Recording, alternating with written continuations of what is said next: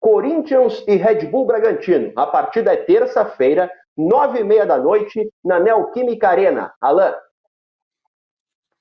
Pois é, o Corinthians enfrentando o Red Bull Bragantino às 9h30 da noite na terça-feira. É jogo com transmissão do SBT para todo o Brasil. Vai ter ESPN também, além do Disney Plus. Lembrando, Disney Plus substitui o Star Plus nas transmissões em streaming da Disney. O SBT terá o Kleber Machado, Mauro Betting e Nadine Bastos. E a ESPN, o Vinícius Moura, Mário Marra, Fábio Santos e também o Carlos Eugênio Simon fazendo as análises de arbitragem. Vou aproveitar esse momento aqui que a gente está falando de um jogo do SBT, porque é um momento que a emissora vive, né? Aniversário do SBT nessa semana, nessa segunda-feira, completando 43 anos, justamente na perda de seu maior nome, de seu criador, Silvio Santos, morreu no sábado passado, e tenho certeza que tudo que o SBT fizer daqui para frente vai ser uma homenagem a Silvio Santos. E esse jogo, por mais que o Silvio Santos nunca tivesse sido um fanzaço de esporte, sempre torceu o nariz para o SBT investir em futebol, nos últimos anos ele não se opôs, o SBT está vivendo agora um dos momentos mais extensos de futebol sem parar. São 4 anos já de futebol no SBT e com contratos assinados até 2027, com Champions League, 2026 na Sul-Americana. Então é um momento interessante de a gente ver como é que vai se comportar. Não é o primeiro jogo após a morte do Silvio Santos, porque o SBT transmite um pouquinho antes um jogo da pré-Champions League, às 4 da tarde, entre o Lille da França e o Slavia Praga, com narração do Luiz Alano, inclusive.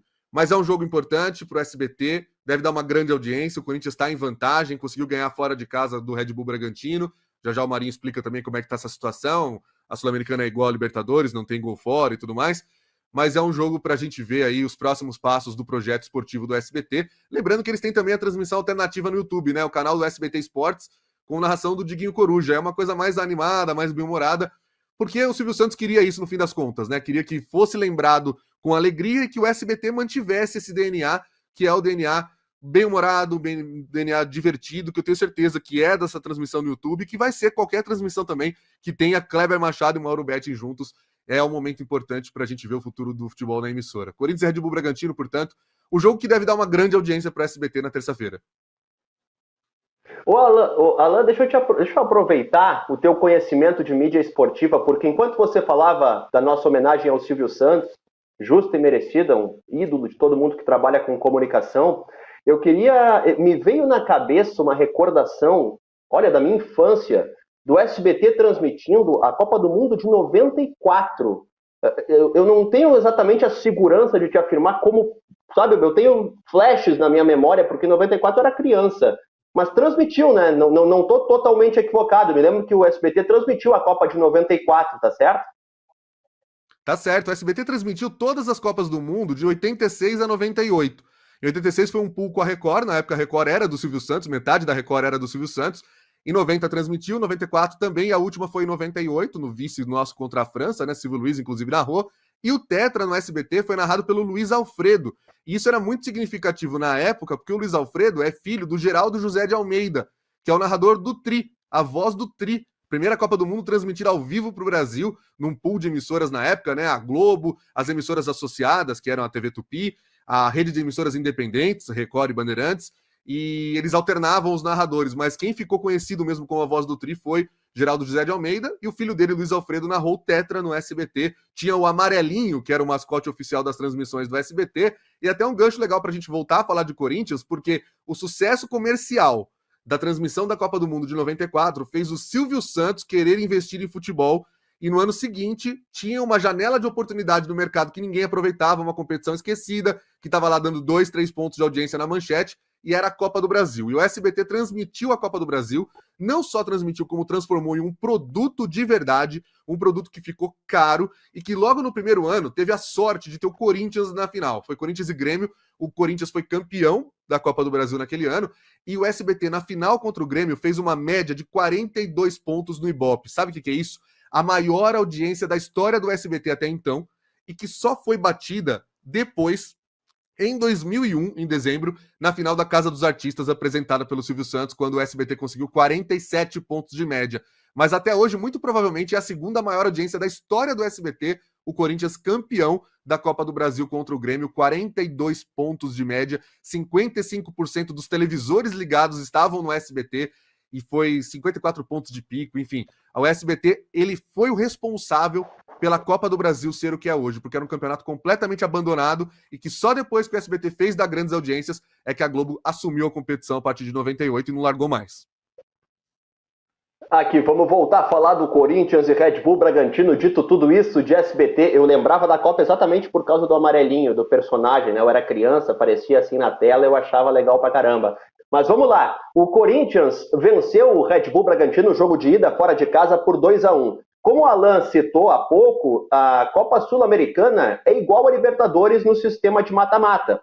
Não tem saldo qualificado, então é bem simples de entender quem segue dependendo de cada cenário. Como o Corinthians venceu o primeiro jogo, ele joga por qualquer vitória, qualquer empate. Isso aí leva o Corinthians adiante às quartas de final sem pênaltis. Se o Red Bull Bragantino vencer por 1 de diferença, a decisão vai para os pênaltis. Para o Red Bull Bragantino avançar sem cobranças de pênalti, a equipe de Bragança Paulista precisa vencer por 2 ou mais de vantagem. Mas o Corinthians, mesmo podendo chegar às quartas de final dessa competição continental, prioriza totalmente o Campeonato Brasileiro. A ideia é até que alguns jogadores titulares sejam sacados deste duelo com o Red Bull Bragantino para não se desgastarem pensando em evitar o rebaixamento. É tudo que o Corinthians quer, não ser rebaixado no Campeonato Nacional. O Thales Magno, que vem se destacando da equipe do Ramon Dias, está com algumas dores musculares e deve ser sacado da partida. Os jogadores que estão lesionados há mais tempo, o Yuri Alberto, o Ranieri e o Alex Santana, ainda não voltam ao time do Corinthians. Já no Bragantino, a lista de desfalques é bem grande.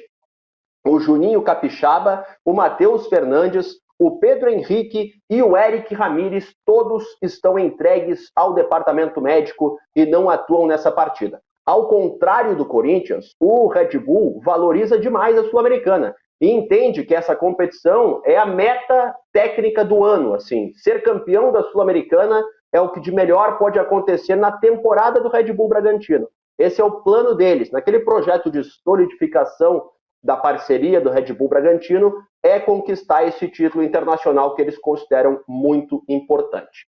Deixa o teu like, te inscreve no canal do All Sport, ativa o sininho de notificações e bora dar palpites. Eu acredito que segue o Corinthians mesmo não querendo, viu, Alan? Eu acho que mesmo sem estar tão afim assim, por ter aberto vantagem fora de casa, o Corinthians segue na Sul-Americana. O que tu acha?